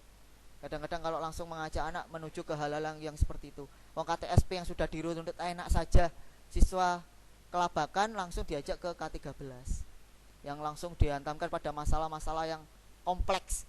Waduh, sudah, kalau saya ampun-ampun sudah Bapak Ibu. Tapi itu di sekolah saya, kalau di sekolah Bapak Ibu mungkin berbeda. Lah, 4 fase, bentar ya. 4 fase penyelesaian masalah menurut Polya. Nah ini, pertama memahami masalah, merencanakan penyelesaian, menyelesaikan masalah sesuai rencana, melakukan pengecekan kembali terhadap semua langkah yang telah dikerjakan. Bahkan kalau saya pernah mempelajari soal-soal olimpiade, aduh semuanya itu bermasalah Bapak Ibu. Jadi kadang-kadang penjelasannya itu loh malah di luar ekspektasi kita, di luar kaidah matematika yang pernah kita pelajari. Akhirnya oh ternyata seperti ini, seperti ada akar ditumpuk, akar. Wah ini bagaimana penyelesaiannya? Ternyata ya ada trik-trik lain, ada cara-cara lain. Nah ini ya harus dipahami dulu, terus direncanakan penyelesaikan, akhirnya ketemulah perencanaan menyelesaikan masalahnya. Jadi seperti itu. Ada 3 hal yang perlu dipikirkan dalam berkaitan dengan pemecahan masalah Bapak Ibu. Yang pertama, pembelajaran melalui pemecahan masalah. Jadi melaluinya. Pembelajaran tentang pemecahan masalah, tentangnya. Dan pembelajaran untuk pemecahan masalah. Ini berbeda Bapak Ibu. Dari walaupun sekilas mirip ya, tapi berbeda kalau kita rasakan. Ini berbeda Bapak Ibu. Melalui, tentang, dan untuk. Nah, jadi seperti itu. Kalau tentang ini hanya sekedar gambaran di awal, gambaran umum. Kalau melalui ini prosesnya. Kalau untuk ini tujuannya nanti. Jadi seperti itu. Soal yang merupakan masalah. Wah, semua itu bermasalah kalau di matematika soalnya. Satu soal rutin biasanya mencakup aplikasi satu prosedur matematika yang sama atau mirip dengan hal yang baru dipelajari. Jadi soal rutin itu biasanya saya secara pribadi sering menggunakan soal-soal yang rutin Bapak Ibu. Karena soal yang rutin itu kadang-kadang diberikan ke siswa aja sudah ampun gitu lah, apalagi dibuat jadi soal yang tidak rutin gitu loh. Jadi seperti itu, kadang-kadang soalnya sama aja, diganti angkanya aja sudah tidak bisa. Nah itu kenapa kok saya sering lebih menggunakan soal rutin Bapak Ibu sebagai dasarnya sebelum menuju ke soal yang hot. Jadi soal rutin dulu saya teter, saya biar anak-anak paham, baru soal hotnya. Jadi seperti itu. 2, sedangkan dalam masalah tidak rutin untuk sampai pada prosedur yang benar diperlukan pemikiran yang lebih mendalam. Ini soal hot ini Bapak Ibu. Yang ini soal-soal yang biasa digunakan, yang ini adalah soal. Jadi butuh prosedur, langkahnya bisa 2, 3, 4, 5 langkah baru menuju ke hasil. Nah ini sering Bapak Ibu sekarang di AKM. Nah ini yang kemarin lagi tren ya, AKM, asesmen kompetensi minimal, yang sempat saya pelajari juga dan saya ikuti ya. Itu soalnya memang sudah kontekstual sendiri, sudah kontekstual, sudah kehidupan nyata yang digunakan.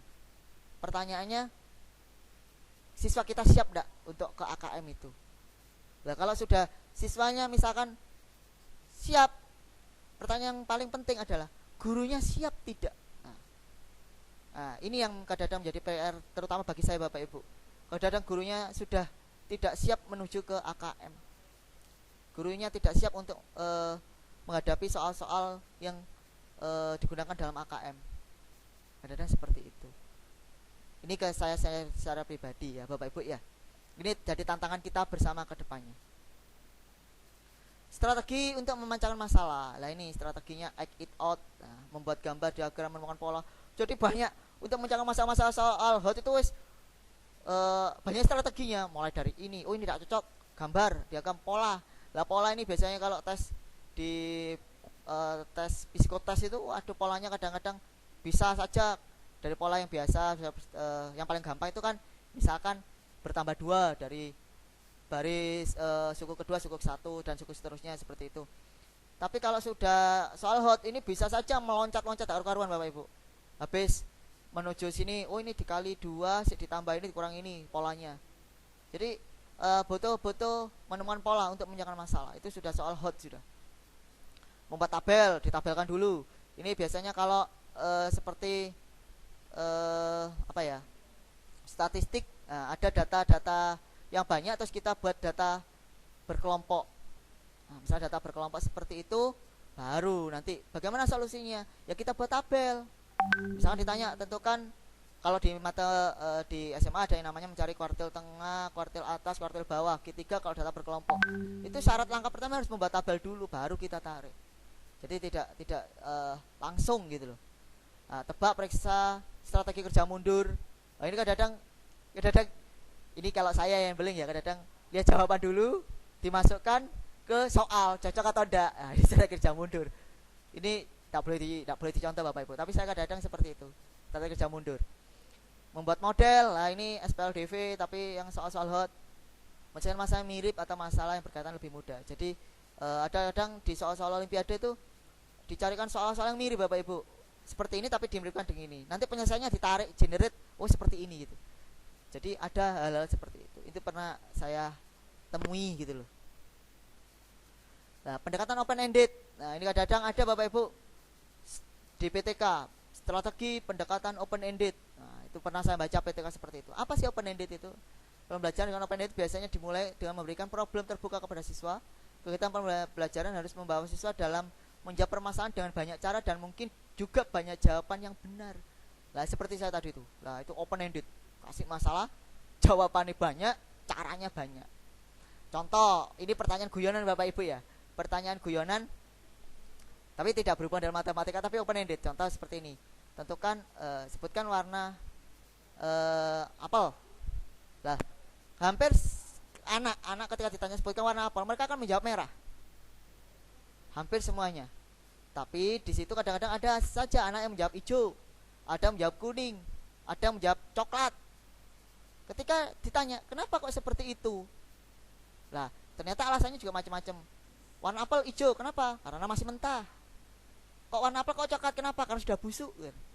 Jadi banyak alasan-alasan dan banyak jawaban yang beredar. Nah, itu membuat open ended, pemikiran kita terbuka.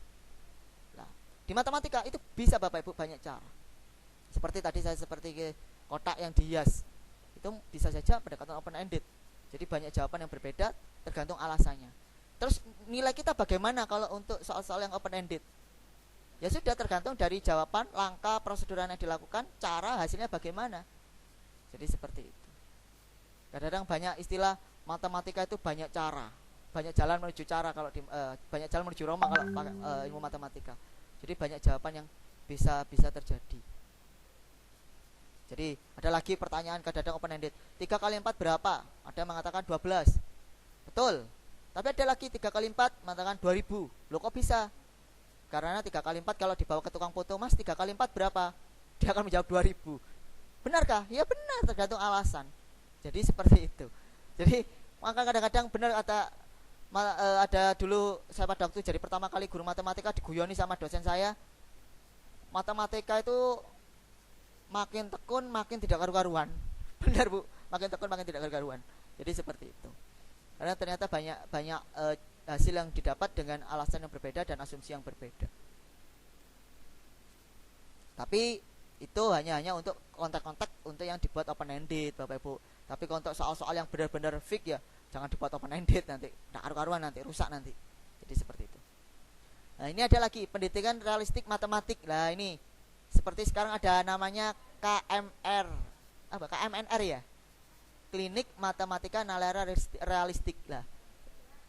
Nah, klinik matematika nalaria realistik lah. Ini salah satunya mempelajari tentang realistik Bapak Ibu, realistik. Jadi terdapat 5 prinsip utama dalam pembelajaran mengajar berdasarkan realistik ya, menggunakan matematika konseptual, menggunakan model-model, situasi, skema dan simbol-simbol, membawa siswa dari tingkatan informal ke tingkatan formal, adanya kegiatan interaksi sebagai karakteristik dari proses pembelajaran matematika, dan intertwining, membuat jalan antar topik atau antar pokok bahasa. Nah, ini realistik. Lah, terakhir alat peraga. Ini kadang-kadang Bapak Ibu jadi beda ya nanti menggunakan alat peraga apa lah itu. Ini yang sering kita gunakan Bapak Ibu. Alat peraga yang sering kita gunakan adalah alat untuk kekekalan luas, alat untuk kekekalan panjang, kekekalan volume, teori kemungkinan, pengukuran, macam-macam bangun geometri, dan alat peraga untuk permainan. Hampir semua alat peraga yang kita gunakan tidak lepas dari ini. Hampir semuanya. Jadi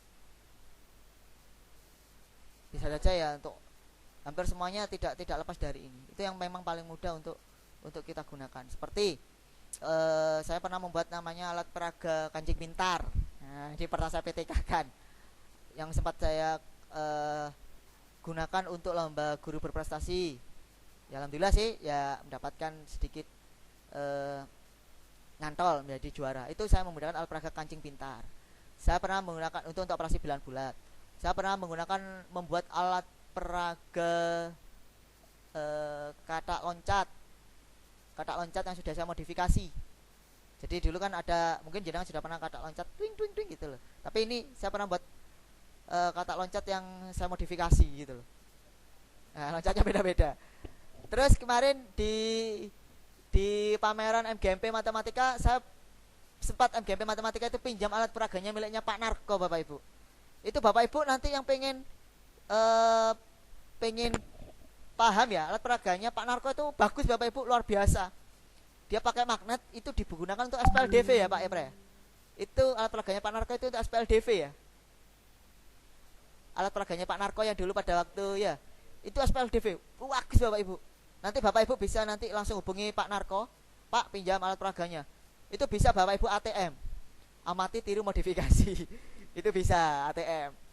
Terus Pak Idam kemarin juga membuat satu karya peraga yang luar biasa yang namanya kantong Doraemon, yang akhirnya bisa membuat Pak Idam juara 1 Inobel guru SMP kabupaten. Kantong Doraemon Bapak Ibu, ternyata membuatnya tidak serumit yang kita bayangkan, tapi hasilnya luar biasa Bapak Ibu. Itu alat peraga permainan. Kantong Doraemon itu digunakan kalau tidak salah Pak Idam itu untuk apa ya, persamaan linear satu variabel. Itu kalau tidak salah Pak Idam pernah buat kantong Doraemon. Bapak Ibu bisa menghubungi. Sepertinya kantongnya Pak Idam Doraemon ini masih ada. Itu Bapak Ibu bisa belajar. Enak Bapak Ibu, saya melihat gampang ya ternyata ya. Ternyata menjelaskan persamaan linear satu variabel dengan kantong Doraemonnya Pak Idam itu lebih mudah dicerna oleh siswa daripada kita gitu loh. Kita menjelaskan secara klasikal ya. Itu lebih enak pakai kantong Doraemonnya Pak Idam. Terus lagi saya pernah dulu lihat Bu Munjia membawa kartu alat peraga seperti domino Bapak Ibu. Tapi berupa bukan domino ya, tapi seperti permainan tapi kayak domino gitu. Itu Bu Munjia pernah membuat seperti itu, alat peraga. Enak Bapak Ibu, klik gitu. Klik apa ya, yang kayak seperti main domino gitu Bapak Ibu. Jadi saya lihat Bu Munjia dulu main mempraktekkan, enak ya gitu. Akhirnya saya ATM Bapak Ibu, amati tiru modifikasi dengan ATM. Cuma jangan tanya alat peraga ke saya Bapak Ibu ya, karena saya itu kadang-kadang orang yang pikunan, setiap habis buat yang hilang sudah. Jadi seperti itu. Terus saya pernah membuat, tapi saya masih ada modulnya untuk membuat Bapak Ibu. Saya pernah membuat laporan karya tulis apa? Titik G atau apa itu? Bukan titik G kalau matematika itu. Saya pernah membuat namanya cakram apa itu yang diputar. Itu ada, saya sudah membuat laporannya, ada berbagai macam. Nanti Bapak Ibu kalau mau butuh sih, kalau butuh tak berikan. Kalau udah butuh ya enggak saya berikan. Saya pernah membuat berbagai macam sampai modulnya langkah-langkah membuat alat peraga Bapak Ibu. Alat peraga itu ada cakram berputar, ada apalagi banyak lah. Terus ada lagi Bapak Ibu yang membuat alat peraga monopoli. Nah, monopoli tapi monopoli matematika. Ini pernah saya lihat ini dibuat oleh guru SD. Ya, jadi seperti itu, ini membuat monopoli. Jadi seperti itu. Nanti Bapak Ibu jangan khawatir, nanti di sini nanti kita saling share Bapak Ibu ya, yang butuh-butuh alat peraga dan yang sudah bisa menghubungi teman-teman yang sudah bisa. Lah, berikut ini Bapak Ibu saya lampirkan. Waduh, ini 101 model pembelajaran. Kurang apa lagi nih? 101. Nanti saya share. Loh, sudah saya taruh di itu. Ya. Ada 45 model pembelajaran spektakuler. Wis, kurang apa lagi Bapak Ibu pengurus matematika sekarang, memberikan semuanya kepada Bapak Ibu semua. Full complete gitu loh. Wis. Saya berikan total nanti. Nah, itu Bapak Ibu ya. Ini. Nah, nanti saya cari Bapak Ibu. Tapi saya pernah membuat itu. Bahkan saya membuat ATM seperti mesin ATM yang bisa langsung ketika dimasukkan angkanya langsung hasilnya dari kardus dulu. Tapi karena saya itu orangnya sudah buat selesai, ya sudah saya buang kadang-kadang. Itu kelemahan saya Bapak Ibu. Jangan ditiru Bapak Ibu ya. Ini bentuknya seperti ini Bapak Ibu nanti. Lah ini 101 model pembelajaran. Wah, mulai dari CTL sampai PBL ini sudah dikirim sama Pak Pras, sampai materi saya pun juga kirim. Silakan Bapak Ibu, silakan mempelajari sampai sepuas-puasnya. Terus 45 model pembelajaran. Lah ini harus dibaca Bapak Ibu, ini bagus ini. Tapi kalau tidak mau dibaca ya tidak apa-apa, minimal dibuat pegangan saja. Jadi seperti itu. Mungkin Bapak Ibu karena saya sudah di warning, waktunya kurang 5 menit. Nah, saya selesaikan dulu materi saya, kurang lebihnya Bapak Ibu itu yang dapat saya sampaikan. Mohon maaf apabila tutur kata saya kurang berkenan. Saya sebagai manusia biasa meminta maaf yang sebesar-besarnya. Di sini akan kita lanjutkan untuk forum diskusi Bapak Ibu ya. Jangan ditanya yang macam-macam Bapak Ibu, saya masih junior Bapak Ibu, khawatir tidak bisa jawab. Nanti kalau ada yang pertanyaannya lebih sulit, langsung saya panggil aja teman-teman saya senior, Pak Idam dan lain-lain, teman-teman Bu Vivin, Pak Safa, atau yang lain yang bisa membantu saya nanti. Karena saya masih junior Bapak Ibu, jadi itu saja Bapak yang dapat saya sampaikan. Kurang lebihnya saya iri, wabillahi taufiq wal hidayah. Wassalamualaikum warahmatullahi wabarakatuh. Saya serahkan lagi kepada moderator kita, Bu Lili. Terima kasih Pak Sogip atas penjelasan yang panjang dan lebar sehingga menjadi luas sekali. Yang paling saya ingat adalah apa? Yang paling menyenangkan. 101. Berikut saya lampirkan 101 model pembelajaran dan 45 model pembelajaran spektakuler. Jadi itu oleh-olehnya hari ini adalah ya. Jadi karena tadi sudah disampaikan beberapa pendekatan, strategi, model, dan metode, mau dipilih yang mana, silahkan. Jadi sangat banyak sekali. Nah, lampirannya itu ada di mana, Pak? Lampirannya ada di mana? Nanti di-share ya berarti ya? Sudah? Oh iya, sudah di-share. Ya, berarti sudah siap untuk dipelajari dan siap untuk dipraktekkan. Mungkin ada pertanyaan yang perlu dibahas?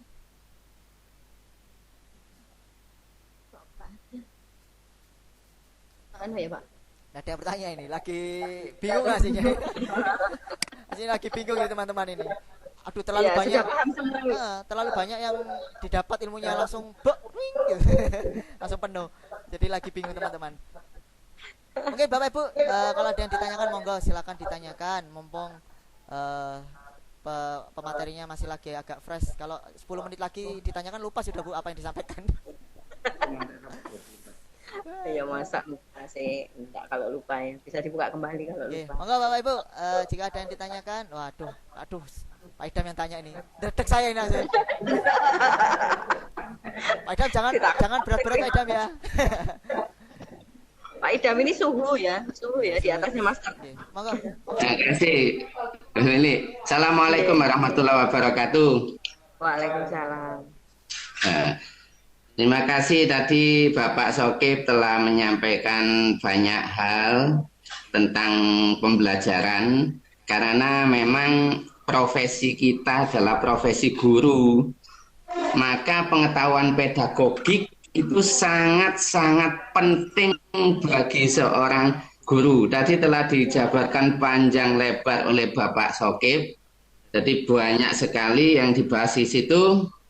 Dan memang kalau mau membahas seluruhnya, apalagi pembelajaran kooperatif tadi, itu yang lebih dari 50, itu hampir 100 saya itu punya itu sulit ya. Kalau membawakan satu ya, yang penting yang bisa diterapkan itu tadi sudah ada diberi bukunya sama Pak Sogip tadi 101 model pembelajaran tadi itu juga sudah banyak, ditambah 45 tadi itu juga banyak. Dan mungkin kalau Pak Sogip punya buku file berupa file ya, kalau saya berupa buku cetak memang punya itu. Nah, tadi hanya itu tadi Pak Sogip tadi hanya saya beri tambahan Pak Sogip untuk pembelajaran kooperatif tadi kan memang berdasarkan pengalaman ya, siswa yang pinter itu kan individualis Pak Sogip ya. Betul Pak, betul. Nggak gelem nyuntui kelompok sing nggak pinter gitu istilah itu, memang kenyataannya seperti itu, betul sekali. Nah, untuk mengatasi itu bisa digunakan pada saat model start itu kan ada yang namanya poin perkembangan itu. Nah, ini untuk mengurangi sifat individualis karena nilai kelompok itu akan sangat dipentingkan daripada nilai individu, sehingga mau tidak mau dia harus tetap ngajari temannya. Nanti Bapak Ibu bisa mempelajari tentang apa itu poin perkembangan, bisa tadi di materinya Pak Sogip sudah ada, tinggal membaca saja. Itu masukan dari saya. Kemudian ini lagi yang saya beri masukan yang juga sangat penting bagi seorang guru itu tentang quantum teaching. Ya, dalam quantum teaching ini, di mana pada quantum teaching ini strategi dasarnya itu adalah kita masuk ke dunia mereka, anak-anak maksudnya ya di sini. Terus setelah kita diterima di dunia anak-anak, kita bawa anak-anak ke dunia kita, dunia pembelajaran kita. Ini yang sangat-sangat penting. Kemudian itu juga metode yang digunakan dalam quantum teaching itu yang terkenal itu yaitu metode tandur yang Pak Sokip tentunya sudah tahu diterapkan oleh Bu Mila dari SMP Sumber Suko itu ya. Tandur itu tanamkan, tumbuhkan, alami, namai, kemudian demonstrasikan, ulangi dan rayakan atau disingkat tandur. Itu dalam quantum teaching sangat terkenal itu, yang mana kemarin di lomba Inobel sebetulnya itu bukan termasuk inovasi kalau menurut saya, karena hanya menerapkan teori dari quantum teaching kemarin. Mungkin karena stok pesertanya itu yang membuat akhirnya itu diloloskan dalam inovasi. Sebetulnya ini kesempatan bagi Bapak Ibu guru itu kalau mau membuat inovasi walaupun hanya sederhana, ya, inovasi itu walaupun hanya sederhana, ikutkan. Karena tidak banyak yang punya inovasi itu walaupun hanya sederhana. Mungkin Bapak Ibu punya cara, oh gini loh caranya aja gini. Nah, itu sudah termasuk inovasi dari Bapak Ibu guru, tuliskan, terus bisa diikutkan di dalam lomba. Jangan takut gagal Bapak Ibu. Saya juga pernah gagal berkali-kali ya.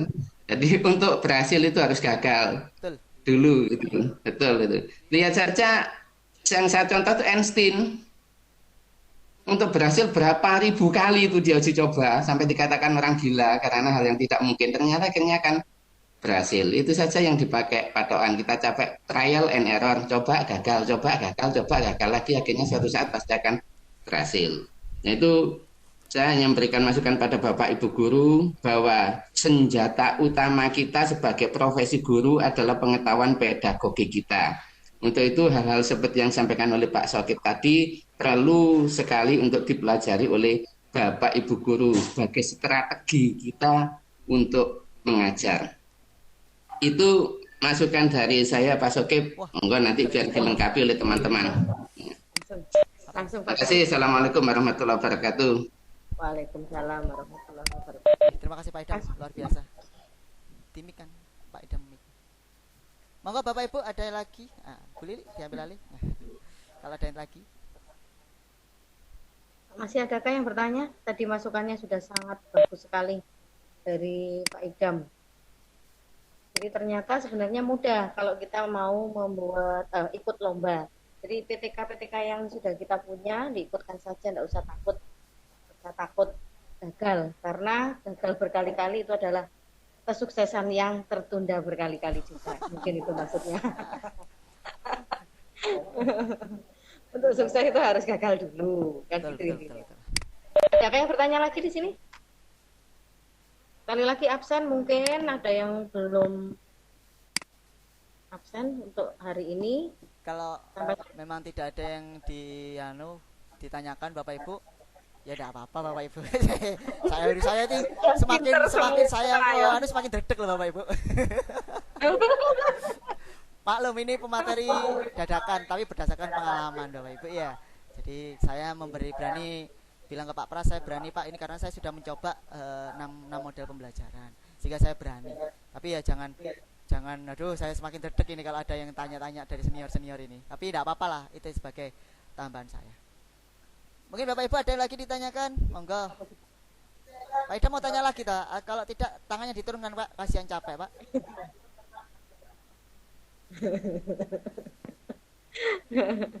Bisa saja. Oh langsung turun wis. Oh iya.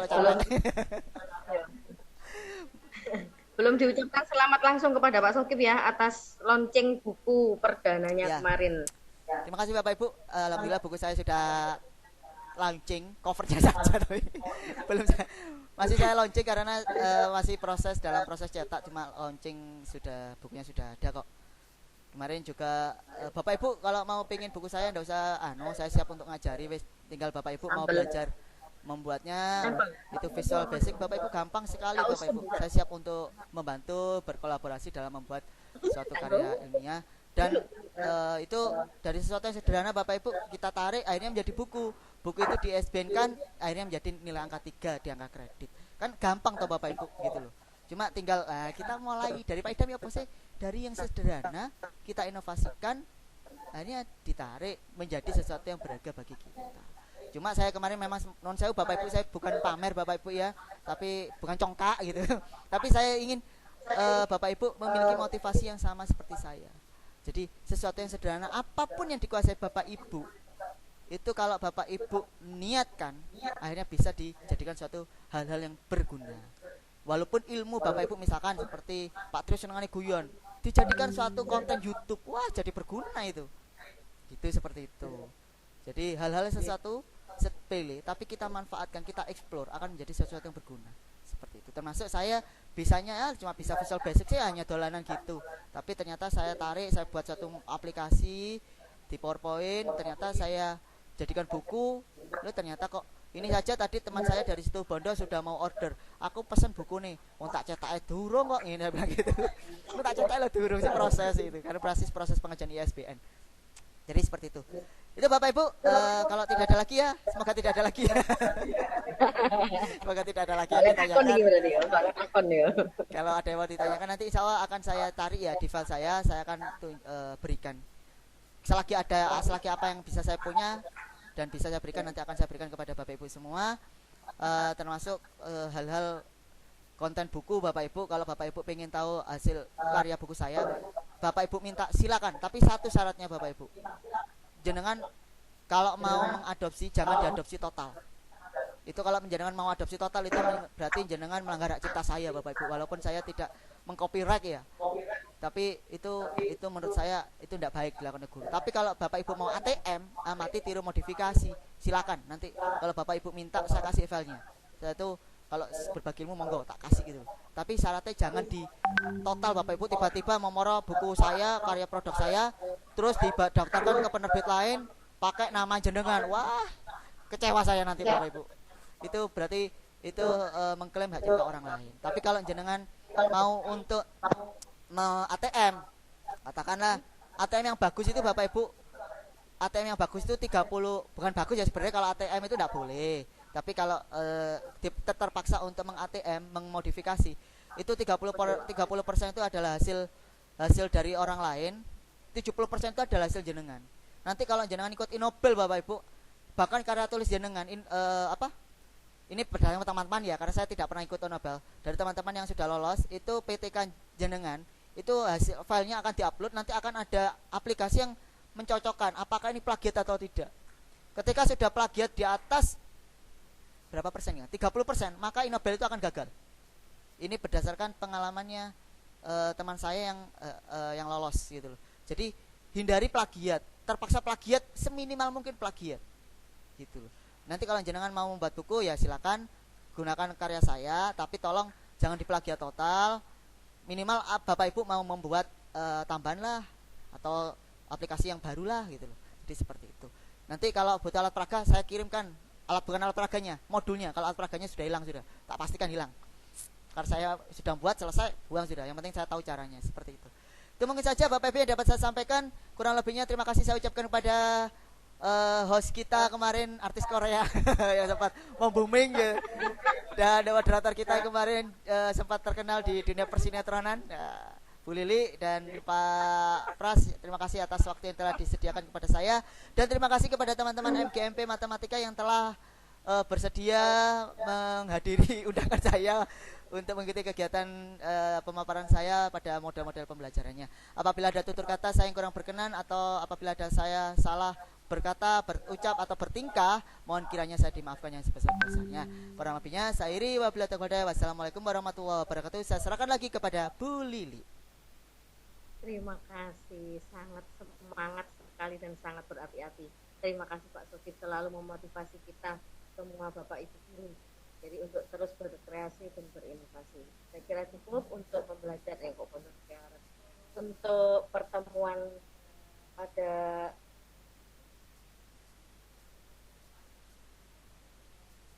penutupan langsung saya berikan pada host, yaitu Mulyono Dwi Prasetyo. Dipersilakan.